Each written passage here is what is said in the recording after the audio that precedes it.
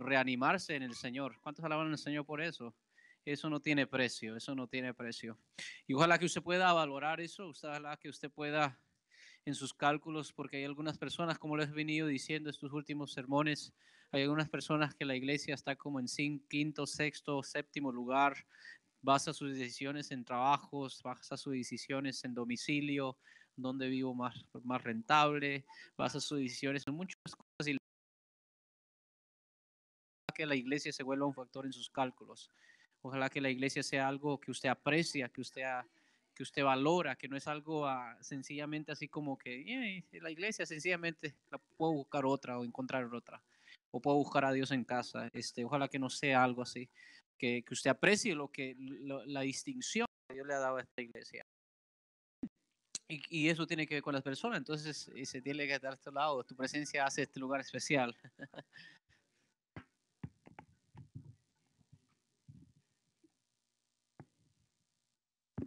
Y, y también muchas gracias al hermano Antonio por esas palabras al inicio con las que comenzó dando gracias al Señor, más que todo, no a mí, sino al Señor por reconocer esa palabra. Y es hermoso porque en el ministerio pastoral, y no solo en el ministerio pastoral, los que tienen también años en el ministerio de música, en cualquier ministerio que es muy, muy visible, muy expuesto al público, siempre encontrarás, ¿verdad? Críticos y admiradores, siempre los encontrarás, ¿verdad? Y eso de querer buscar agradar a todo el mundo, eso es de fantasías, ¿verdad? No se puede. Algunos te van a amar por las mismas razones por las cuales otros te van a odiar, ¿verdad? Y qué lindo es saber, y eso anima a uno para seguir haciéndolo aún más. Y eso he estado pidiendo a Dios, Señor, ayuda, danos sabiduría, y no solo sabiduría, sino también acción, porque de nada sirve la sabiduría si no la ponemos en práctica, ¿verdad? Y entonces danos también, oh Señor, energía, fuerza, salud para poder ponerla en práctica. Hoy quisiera traerles una palabra relacionada con lo que, gracias hermano José, con lo que estábamos últimamente hablando el viernes, pues, acerca, acerca de la necesidad de ver la iglesia de una mirada distinta. Um, Hay estructuras que se han enraizado en la comunidad y que se han enraizado en la sociedad en general. Esto no solo afecta a los cristianos, sino que nos afecta a todos. Hay estructuras y sistemas de operación, sistemas de poder, siglos, algunos por milenios. Y la iglesia se desarrolla y se desenvuelve. Sabemos que Jesús nos dice que nosotros, aunque no somos del mundo, estamos en el mundo, ¿verdad que sí? Y entonces, por más que queramos despegarnos de esos sistemas de alguna u otra manera nos afecta, de esa alguna u otra manera nos rige. Por ejemplo, ¿cuánto yo no le daría al Señor ahorita? Y una oración que todas las semanas le hago al Señor, ¿cuánto yo no le daría al Señor? Señor, proveele a cada uno de mis hermanos un trabajo donde no tengan que trabajar más de 35 horas a la semana y es suficiente para que tengan su propia casa. ¿Verdad que sí? ¿No o no? ¿O eso no es posible? Digamos que con 35 horas de trabajo usted a la semana tenga el cheque suficiente para comprar una casita y tampoco no es avaricia, no piensa, una mansión y una piscina adentro y hasta aire acondicionado para la casita del perro. Carro último modelo y comprando un nuevo teléfono cada 6 meses, eso ya es del diablo, más bien, eso ya.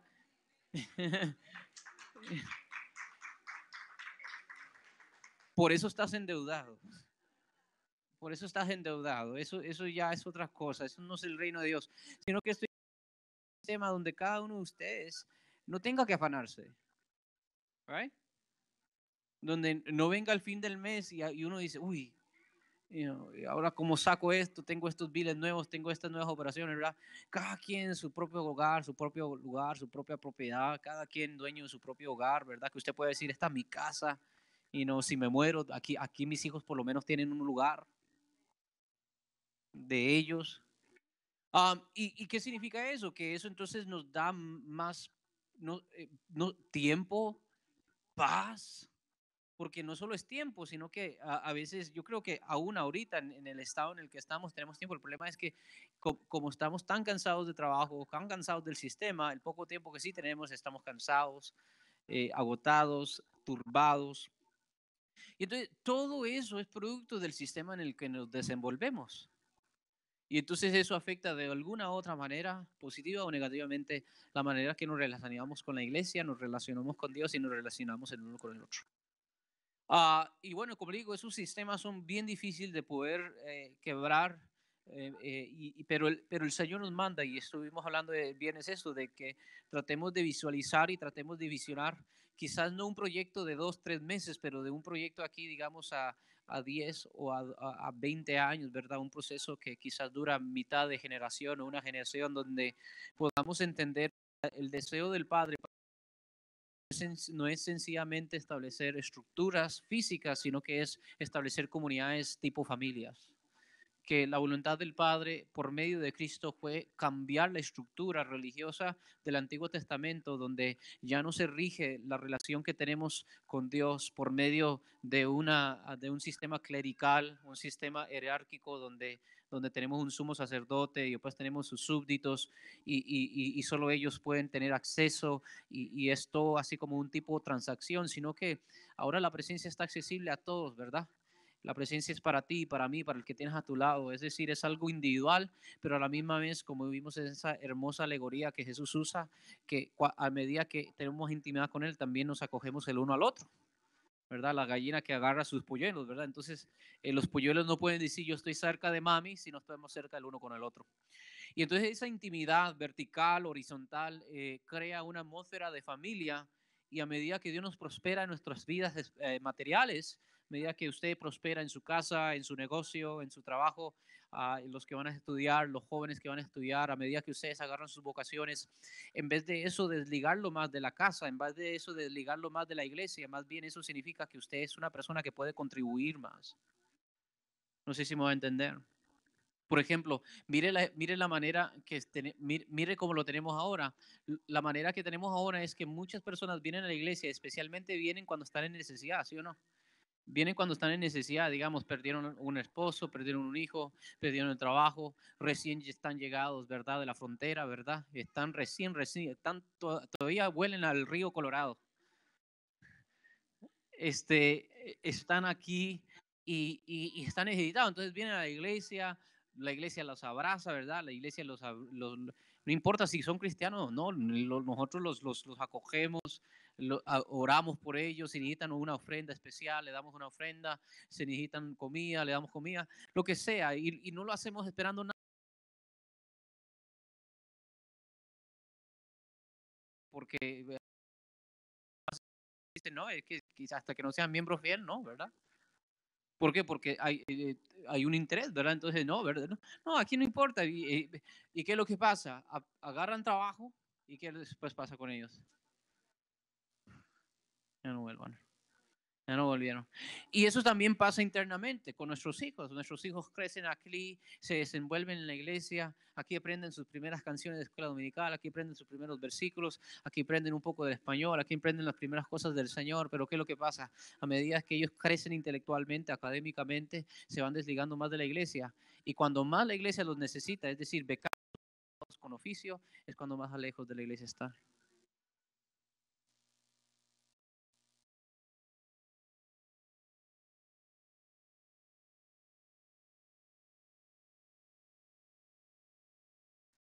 El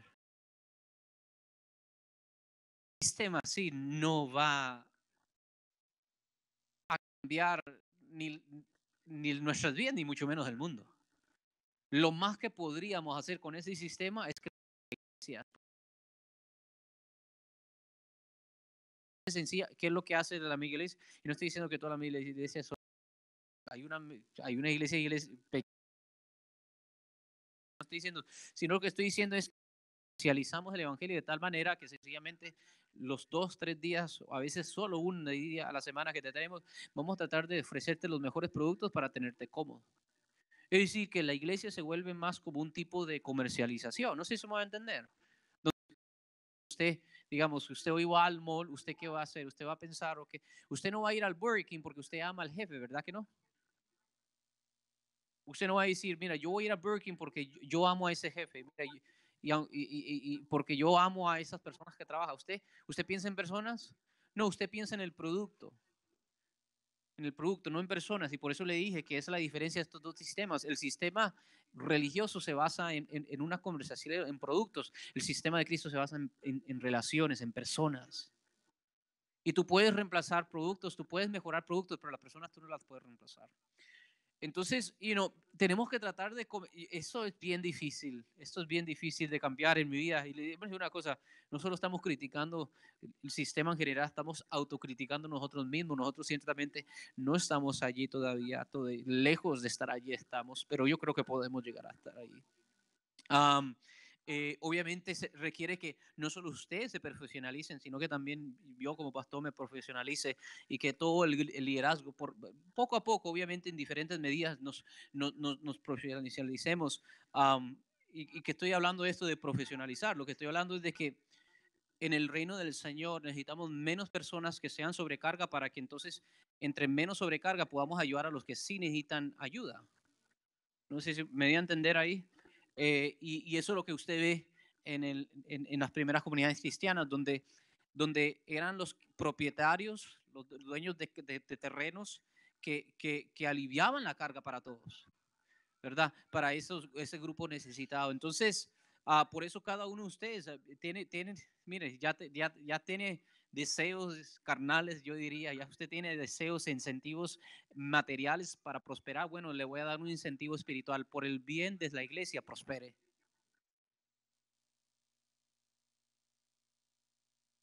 Para cambiar ya ahora sí el espíritu. ¿Me entendieron lo que les acaba de decir? Ya usted tenía motivaciones carnales para prosperar. ¿Cuántos quieren prosperar aquí? Amén. ¿Quieren verdad? Obviamente no estuvieran aquí, estuvieran en Guatemala todavía. Entonces quieren prosperar. Entonces, mire, para añadir más validez, especialmente ante Dios, hágalo por el bien de su comunidad, hágalo por el bien de su iglesia, porque la iglesia lo necesita. Y bueno, esa es la visión, ese es el deseo, esa es la orientación. Obviamente eso requiere una lealtad más íntima el uno con el otro. Yo quisiera continuar en esa misma línea. Y quisiera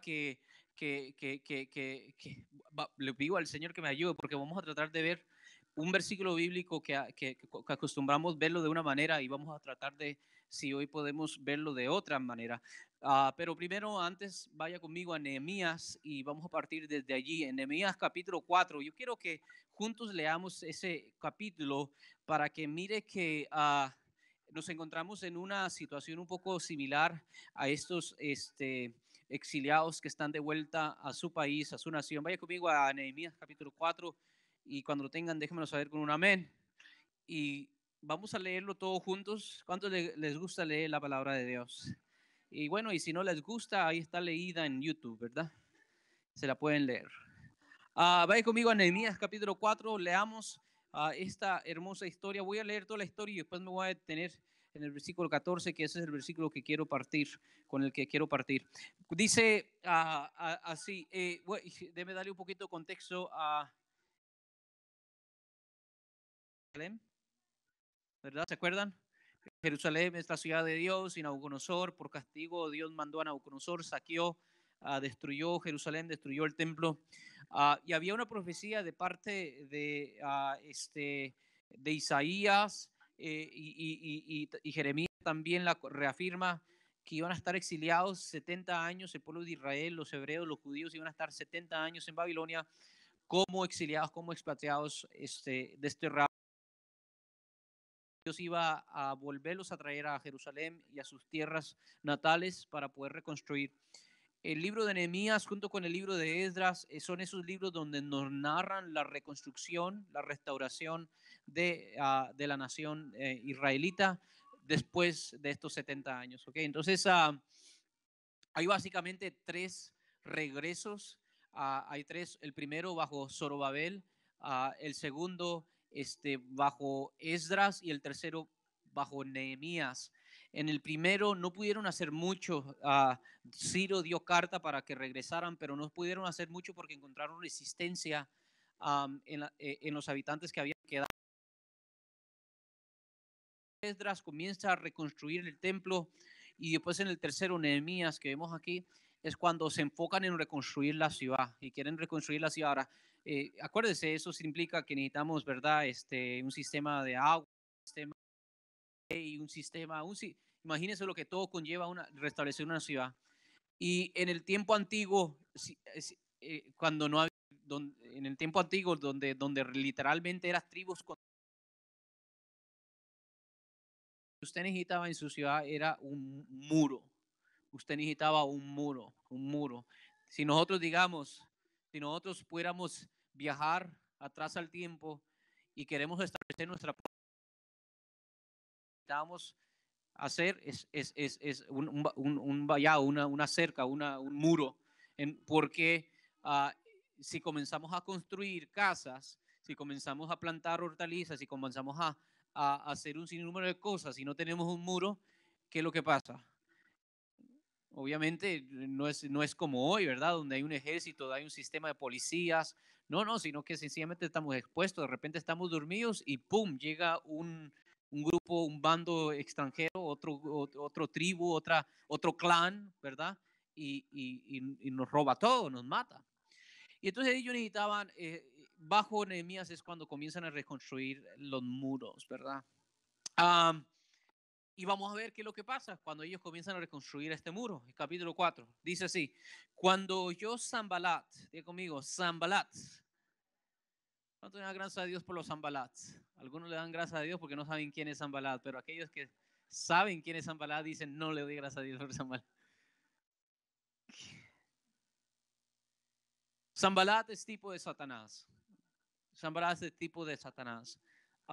Satanás literalmente significa el que resiste, el que se opone. Satán viene del verbo de oponerse, de resistirse. ¿Qué significa eso? Que Satanás es el que resiste la voluntad de Dios en nuestras vidas. ¿Entienden eso? Entonces, hay una voluntad perfecta y agradable de Dios para tu vida. ¿Lo creemos? Vuelvo a repetir eso. Hay una voluntad perfecta y, diga conmigo, agradable. Eso se basa en Romanos capítulo 12, donde dice, para que conozcáis la perfecta y agradable voluntad de Dios. La voluntad de Dios en nuestras vidas, si la pudiéramos conocer y ponerla en práctica a su plenitud, produciría el máximo gozo y placer en nuestras vidas. Más que si escogiésemos nuestra propia voluntad yendo detrás de nuestros propios supuestos placeres para contentarnos. Acuérdense que aquí bajo la Constitución o Declaración de la Independencia estadounidense, uno de los 3 derechos inalienables, a ver cuántos han escuchado los 3 derechos, ¿verdad? Tenemos derecho a la vida, a la libertad y a la búsqueda de felicidad. Son 3 derechos inalienables, ¿verdad? Entonces usted en Estados Unidos, según la Declaración de Independencia, uno de sus 3 derechos es que usted tiene el derecho a buscar su felicidad. ¿Cuántos alaban al Señor por eso?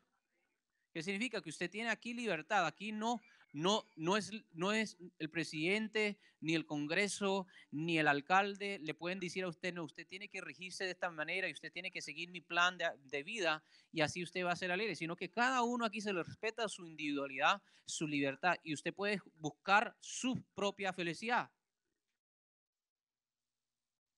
Si para usted ser feliz significa comprarse un teleplasma de 75 pulgadas, usted tiene ese derecho aquí.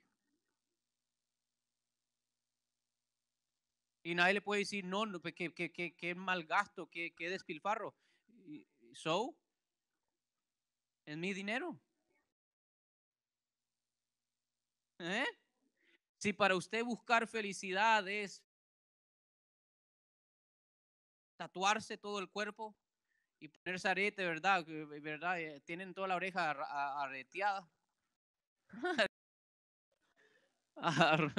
Agrollada, ¿cómo? Amén. Esa es su libertad. ¿Verdad? Y entonces, gloria a Dios por eso, pero a la misma vez, ¿qué significa? Que podemos, que dice el proverbista, hay muchos caminos que para el hombre parecen ser buenos, pero su final es destrucción y muerte. ¿Qué significa? Que en esa búsqueda de felicidad, si no encontramos la sapiencia, la sabiduría de Dios, terminamos autodestruyéndonos. Entonces, si queremos maximizar, si queremos el más alto dosis de placer, ¿cuántos quieren el más alto dosis de placer en esta vida? ¿No? Yo sí. ¿A cuántos les gusta el dolor aquí? Como que algunos masoquistas sabemos aquí. A yo no me gusta el dolor. Cuando le duele la cabeza, ¿qué es lo que hace? Dios, gracias, que sea más doloroso. No. A nadie le gusta el dolor, ¿verdad que no? Igual cuando estamos en un aprieto económico. ¿Cuántos? Oh Dios, Señor, gracias que no tengo, me faltan $1,000 para la renta. Gracias a Dios. ¿Verdad que no? Eso produce dolor. Y tratamos de evitar dolor. Si usted quiere maximizar su dosis de placer en esta vida, busque la perfecta y agradable voluntad de Dios. ¿Ya? Usted dice, no, el espíritu rebelde en cada uno. Cada uno de nosotros cargamos un rebelde dentro. ¿Verdad? Cada uno cargamos ese adolescente rebelde que nunca lo pudimos matar. Ahí todavía cargas ese niño rebelde de 15 años. Tienes 40, 50 y todavía está ahí, se te sale de vez en cuando. ¿Y qué es lo que tratamos de decirle al Señor? No, yo sé mejor, ¿verdad? Yo voy a estar más feliz si me drogo. Yo voy a estar más feliz si me acuesto con un montón de personas. Yo voy a ser más feliz si soy promiscuo. Yo voy a estar más feliz si me visto de esta manera, si veo estas cosas, si me asocio con este tipo de personas. Porque en la carne pareciera ser que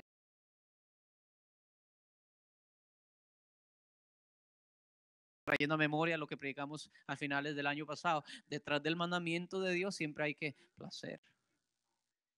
Y entonces, si en vez el cristiano no debería seguir ese punto de la declaración de independencia, para el cristiano deberían ser estos los 3 derechos. Vida, bien. Digamos amén a la vida. Bien. Libertad, esos ciertamente son buenos. Pero la tercera deberíamos cambiarla, en vez de búsqueda de la felicidad, debería ser búsqueda de la verdad. Búsqueda de la verdad. Porque si conocéis la verdad,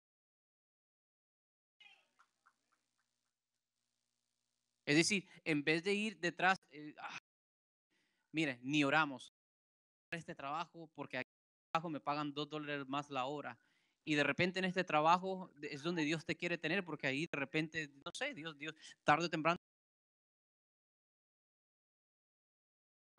trabajo, ni siquiera duras un año y después estás sin trabajo y aquí lo que pudo haber sido tu puesto se lo dieron a alguien más.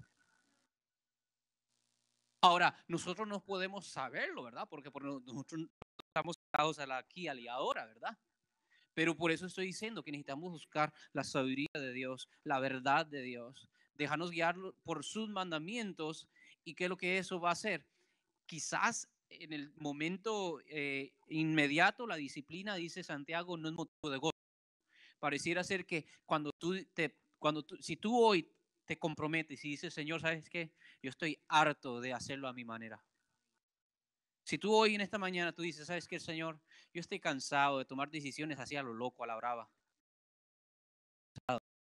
No me está llevando a nada. No me está llevando a ningún bien. No ahorro, me endeudo más. No estoy feliz con mi familia, no estoy feliz conmigo mismo, vuelvo a caer en lo mismo. ¿Sabes qué, Señor? Estoy harto de vivir por emoción, por sentimiento. De aquí en adelante voy a vivir de acuerdo a tus estatutos. De aquí en adelante yo voy a vivir de acuerdo a tus mandamientos.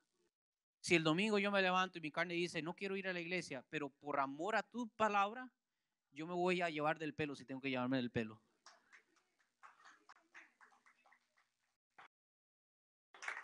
Yo voy a vivir por tu... Sí, no, si tú haces esa decisión, si tú comprometes, sabes que yo voy a vivir, y inmediatamente no va a producir gozo.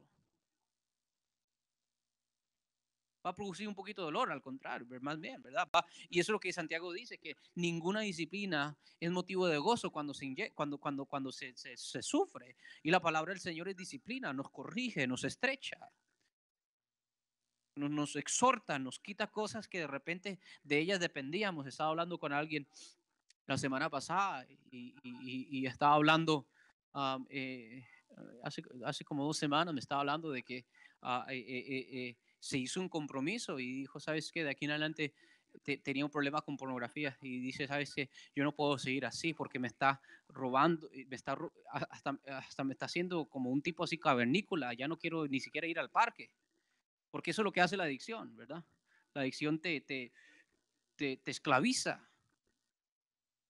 te esclaviza, tú no disfrutas las relaciones, tú no disfrutas la vida. Y dije, no, de aquí en adelante, y estaba, ¿verdad? Como en el día 20 ya, sin haber tocado. Le dije, gloria a Dios, adelante.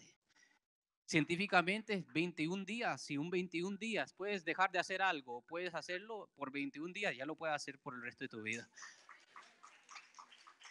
Un día más. Dale.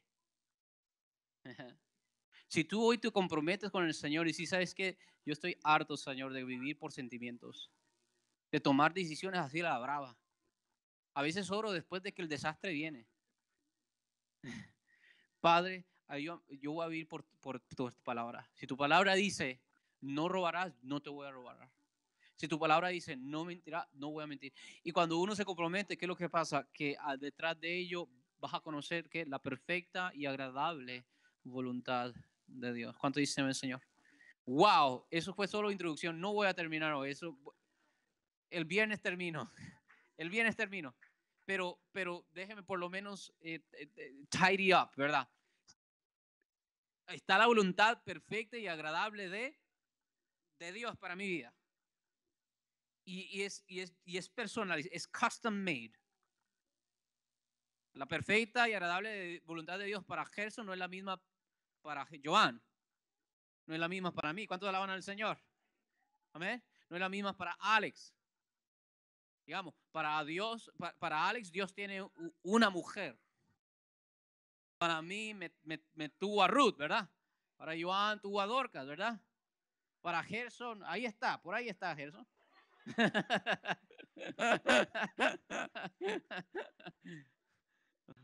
Ahí está, ahí está, ahí está, no te apliquéis.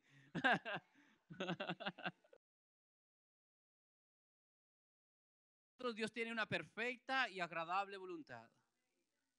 Y esa perfecta y agradable voluntad no es solo de matiz religiosa. No solo significa qué es lo que tú tienes que hacer 2 horas en un domingo, sino que es la totalidad de tu vida. Es tu negocio, es tu trabajo, es tu cuerpo, es tu vida matrimonial, romántica, tu vida familiar. Dios tiene esa perfecta voluntad. Y bueno, ¿y qué es lo que pasa? Entre esa perfecta voluntad y tu persona, ¿qué es lo que hace Satanás? Viene y se interpone. Y Satanás es el que resiste la voluntad de Dios. Es el que resiste a los propósitos que Dios tiene para nuestras vidas. Ahora, Satanás es bien astuto. Diga conmigo, astuto. ¿Qué significa astuto? ¿Ah? Engañoso, sí. Astuto significa que uno bien inteligente. It's street smart. Como si en inglés se le llama así, street smart. Hay unas personas que van a la colegio a estudiar, pero no tienen street smart, no son sabios de calle, no tienen colmillo. O bueno, lo que chicos le llamamos así, no tienen colmillo, no tienen experiencia. Es tener eso, es esa educación que se recibe en la calle, en la experiencia, viviendo, no en un libro. Satanás es bien astuto. Entonces, Satanás quiere resistir la voluntad de Dios para tu vida. ¿Entendamos eso? ¿Lo creemos? Es decir, ni siquiera eres tú el problema. Aunque nuestro cuerpo, como está esclavizado al pecado, debido al pecado, obviamente nosotros nos volvemos nuestro peor enemigo por momentos. Pero ni siquiera eres tú, sino que es Satanás el que, aún antes que el hombre fuese hecho, ya resistía la voluntad de Dios.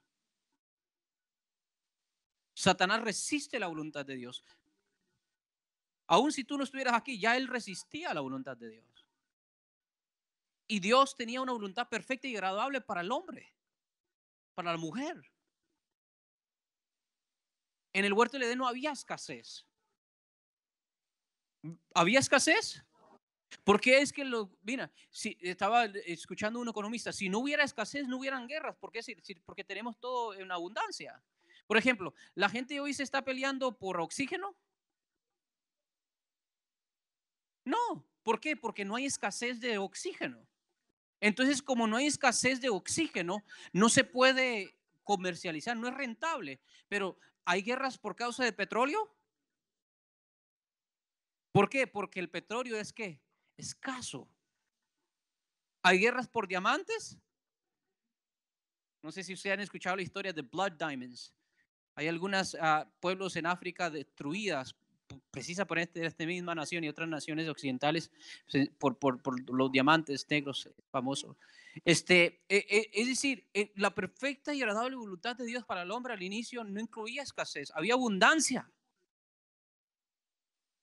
Por eso le estaba diciendo al inicio, le pido al Señor que un día ustedes, cada uno, 35 horas de trabajo y todo cubierto, gloria a Dios. Que no haya escasez. Había salud, había vida, había intimidad entre la relación matrimonial, había todas estas cosas. Pero ¿quién se interpuso? Satanás. Satanás.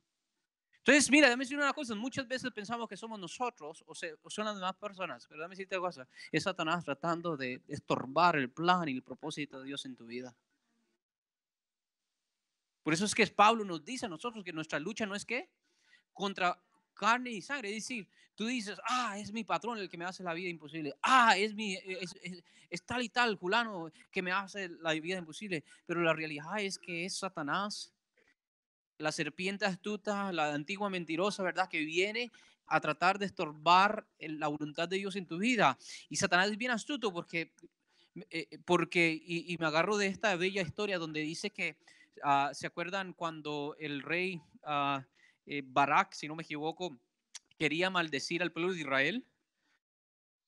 El rey es Barak, ¿verdad? Los estudiantes. Balaam. Balaam es el profeta. Balak. Balak, ese era. O sea, había un rey enemigo que odiaba a Israel. Cuando Moisés sale de Egipto, después de las 10 plagas y salen victoriosos, destruyen masivamente lo que era el Estados Unidos de ese entonces, salen victoriosos. Obviamente los pueblos de alrededor estaban como atemorizados porque estamos hablando de que es un nuevo jugador en la escena geopolítica. Pueden conquistar, pueden entrar y pueden robarnos, pueden quitarnos nuestras ciudades. Y este rey Balak con su pueblo quiere maldecir al pueblo de Israel. Lo quiere maldecir. Y Balak, perfecto ejemplo de lo que hace Satanás. Balak contrata a Balaam, un profeta. En ese entonces se le llamaban seers, eran como un tipo casi brujo, pareciera. Él contrata a Balaam para que viniera y se subiera a la cumbre y ¿qué hiciera? Maldijera al pueblo de Israel, porque sabía que si era un profeta, era una persona que lo que él bendecía prosperaba, lo que él maldecía no prosperaba. Cuando Balac lo lleva a la cumbre y en el valle está el pueblo de Israel desapercibido, ellos no saben que está sucediendo esto. Cuando Balac comienza a pronunciar, Dios pone en su boca ¿qué? Balaam seguro está pensando, te maldigo Israel. Y cuando comienza a hablar, te bendigo Israel. ¿Y ven acá toda la hora al Señor? Dile que está a tu lado, tu vida está bendecida, dile.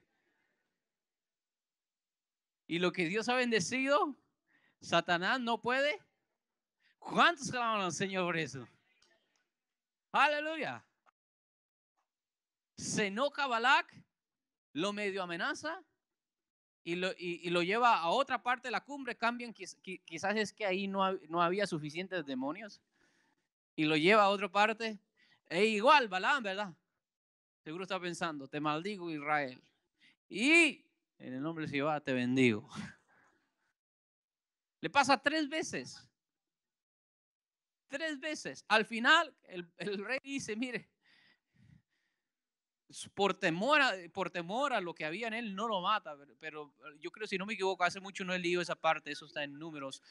Si no me equivoco, lo amenaza, le dice, quítate, yo no te quiero ver. En otras palabras, si te sigo viendo, te voy a matar. Pero Satanás es astuto. Y Balaam le dice a Balac, el rey, no te lo puedo maldecir. No te puedo maldecir el pueblo. Dios los ha bendecido. La bendición de Jehová está sobre ellos. No, no puedo maldecirlos, pero yo sé que sí podemos hacer. Preséntales las mujeres de tu pueblo a los israelitas. Es decir, un día vayan como aliados. Actúen como que les están dando la bienvenida al territorio, pero eso sí, que sus mujeres, las más guapas entre sus pueblos, estén bien perfumaditas, que se pongan el mejor vestido bien apretadito, así bien apretado, ¿verdad? Bastante, enseñando bastante busto, que se perfuman, porque eso va a causar que los hijos de Israel se acuesten con ellas. Y Dios le ha dicho a ellos que no se pueden mezclar. Y si se mezclan, Dios los va a castigar. Y ese fue lo que se le llama el error de Balaam. Lo puedes encontrar en el Nuevo Testamento también, en la carta de Pedro y también de Jacob. Que entonces, como Balac no los pudo directamente maldecir, ¿qué es lo que hizo? Causó tropiezo en ellos. Y murieron miles de personas por causa de ese pecado. ¿Me están entendiendo? Entonces, hay una perfecta y agradable voluntad de Dios para el pueblo y para tu vida y para tu familia. Satanás quiere que resistirla. Él quiere resistirla. Ni siquiera eres tú. A veces, ay, ¿por qué soy tan tonto? Y de repente hay una influencia allí que ni siquiera podemos a veces percibir, pero ahí está Satanás. Y dice la palabra del Señor en el libro de Pedro que él anda como león rugiendo buscando a quien devorar. Jesús mismo nos dice, Jesús mismo nos lo dice, que el ladrón ha venido ¿para qué? Para matar, robar, ¿y qué? Y matar, robar, destruir. Es decir, cuando vemos eso en nuestras vidas, cuando vemos escasez, cuando vemos destrucción, cuando vemos aflicción, podemos estar seguros que Satanás que está operando en nuestras vidas. Ahora, sabemos que en la soberanía de Dios todas las cosas suceden para nuestro bien. Pero tenemos que entender eso, que es Satanás el que está resistiendo la voluntad de Dios en nuestras vidas. Y entonces, como Él no nos puede maldecir y como Él no nos puede directamente tachar sin el permiso, porque estamos bajo la soberanía de Dios, Él va a causar tropiezo en nuestras vidas. Para que nosotros mismos nos automaldigamos. Para que nosotros mismos nos autodestruyamos. ¿Están entendiendo lo que les estoy diciendo? Y por eso les estoy diciendo que es bien importante que nosotros entonces hagamos un compromiso, no sencillamente emocional. Los compromisos emocionales son los peores tipos de compromisos que nosotros podemos hacer. Por eso le tengo miedo, ¿verdad? Los encuentros son hermosos, he ido varios, ¿verdad? Pero le tengo miedo porque ahí donde la gente más se ata con promesas que no cumple. Los encuentros han producido eso, multitudes de personas que se han atado con promesas y la palabra de Dios dice que es mejor que no prometa que prometer y no cumplir. Oh Señor, de aquí en adelante te seré fiel. Ni siquiera pasa 3 meses y está otra vez fuera de los caminos del Señor. Y entonces es un compromiso racional. Es un compromiso tú, con, clara, que tú has leído los términos. No es a la brava. Tú no has firmado ahí, uy, me gustó el carro y no sabes de repente que le falta la mofla. No, tú has leído los números, tú has manejado el carro, tú sabes en qué te estás metiendo. Compromiso racional, sensato. El Señor te quiere despierto cuando le dices te acepto. El Señor no te quiere caído bajo un trance musical. No, Él quiere que tú estés bien sensato. Y cuando tú haces un compromiso con el Señor de esa índole, de esa clase, con los mandamientos, qué es lo que estás haciendo? Tú mismo te estás autoprotegiendo de los ataques de Zambalat, de Satanás. No vamos a leer, lo dejo ahí, pero Zambalat es esa persona. Y yo quiero que hagamos esto, lo voy a dejar, hasta ahí terminamos. ¿Cuántos han recibido palabra de Dios? Yo creo que han recibido palabra de Dios. Ok, gloria a Dios. Lea para el viernes, lea este capítulo. Lea este capítulo. Y mira, lea toda la carta de Nehemías. Si no me equivoco, son como 13 capítulos, si no, y son cortos, no son largos. Se lo aseguro que si usted lee 10 minutos cada día, en 3 días lo lee. Para el miércoles ya está terminado. Entonces, lea la carta entera de Nehemías. ¿Cuántos? No, no los voy a hacer porque se prometen y después se cuelgan solos. Pónganse de pie, vamos a hacer una oración.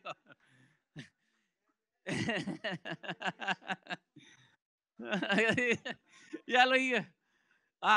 Lea mínimo por lo menos el capítulo 4. Lea el capítulo 4 entero. Hermoso, hermoso. Efraín, puedes poner el versículo, porque este es el versículo que voy a desarrollar. Y de ahí yo voy a desarrollar. Puedes poner el versículo 14, el libro de Nehemías, y vamos a leerlo en voz alta y con eso oramos para ser despedidos. ¿Cuántos recibieron una palabra hermosa de Dios? Ok, eso es importante, es lo importante. No, esto no es lo que tenía en mente. Eso era apenas la introducción, pero no sabía que se iba a alargar la introducción de esa manera. Pero bueno, yo creo que recibimos. A ver, ¿quién es Zambalat? Satanás. ¿Y qué hace Satanás? Resiste la perfecta y agradable voluntad de Dios en nuestras vidas. Entonces, ¿qué debemos hacer nosotros? ¿Comprometernos con qué? Con los mandamientos y estatutos de Dios, porque de esa manera nos autoprotegemos. ¿Verdad? De aquí me voy a basar este versículo. Leamos 1, 2 y 3. Después miré y me levanté y dije a los nobles y a los oficiales y al resto del pueblo, no temáis delante de, dile que está todo, no temas a Satanás. ¿Cuántos alaban al Señor? De repente Él es más grande que nosotros, pero no es más grande que Cristo. Aleluya, ¿cuántos alaban al Señor? De repente tiene más edad que nosotros, pero no es más, no es más eterno como Cristo. Cristo es eterno. Aleluya, ¿cuántos alaban al Señor? De repente Él tiene sus súbditos, demonios y fortalezas, pero Cristo es el Rey de Reyes y Señor de Señores. Entonces, una vez más, diga conmigo, no temáis delante de ellos. Acordaos del Señor, que es grande y temible. ¿Cuántos alaban al Señor? Entonces, en nombre de Él, en confianza en Él, en nuestra esperanza en Él, ¿qué es lo que dice? Y pelead por vuestros hermanos, por vuestros hijos, por vuestras hijas, por vuestras mujeres y por vuestras casas. Luchen por lo suyo, luchen por sus hogares, luchen por sus hijas, luchen por sus hijos. Sí, luchen por sus casas, luchen por sus negocios, luchen por su ciudad, luchen por su iglesia. Conquisten. Amén. Entonces, lea ese capítulo, lea si puede toda la carta y se va a poner bueno esto el viernes. Vamos a hacer una oración, ya lo iba a decir. Padre Celestial, gracias por esta hermosa mañana. Bueno, ya es tarde, oh Señor, gracias porque tu Espíritu es el que nos guía. Y Señor, qué sabroso, qué rico, Señor. Mire, uno puede, oh Señor, de mil maneras predicar 2, 3 horas, tratar forzarse lo más que uno pueda para tratar de edificar al pueblo. Pero si tú no diriges, de nada sirve. Pero, oh Señor, si tú eres el que diriges, no necesitamos ni siquiera terminar, oh Dios, el bosquejo y no necesitamos ni siquiera una hora. Con 15, 20 minutos tú lo haces. Entonces, Señor, yo creo que eso fue tu voluntad hoy en esta mañana, de reafirmarnos y recordarnos, oh Señor, que nuestro interés, que nuestro mayor interés está, oh Señor, guardado en hacer tu voluntad. Que nuestro mayor interés, en todo el sentido de la palabra, económico, familiar, intelectual, emocional, está, oh Señor, ahí, oh Dios, en hacer tu voluntad. Ayúdanos a conocerla. Porque tu voluntad es casi como una persona. Hay que conocerla. Ayúdanos a conocer tu voluntad. Ayúdanos a saber cuál es tu voluntad. Enséñanos, oh Señor, cuál es tu voluntad. Si ahorita mismo estamos, oh Dios, tomando pasos inadvertidamente, sin darnos cuenta que de repente están fuera de tu voluntad, oh Señor, como dijo el salmista, los pecados en ignorancia, perdónanos.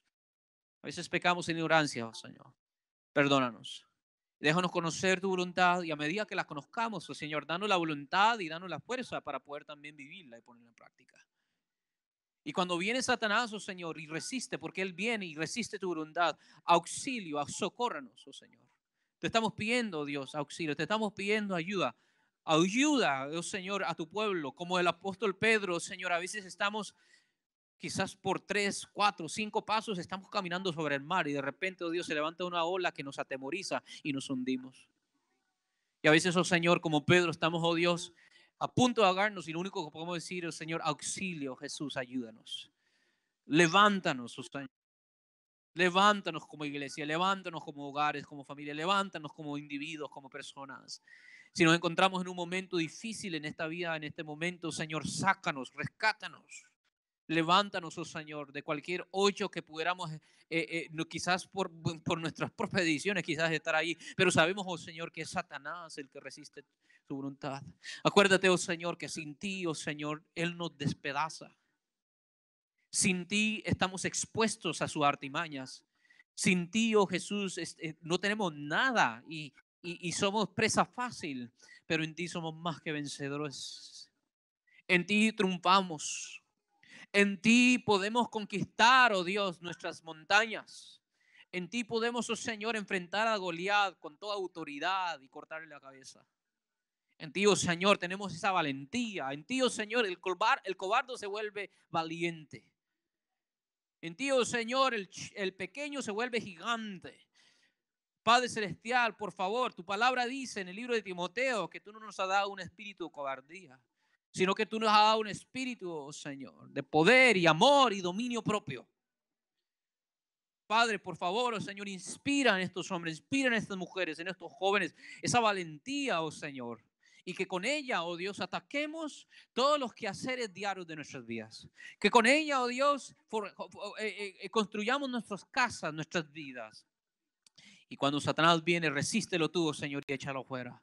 En el nombre poderoso de Cristo Jesús.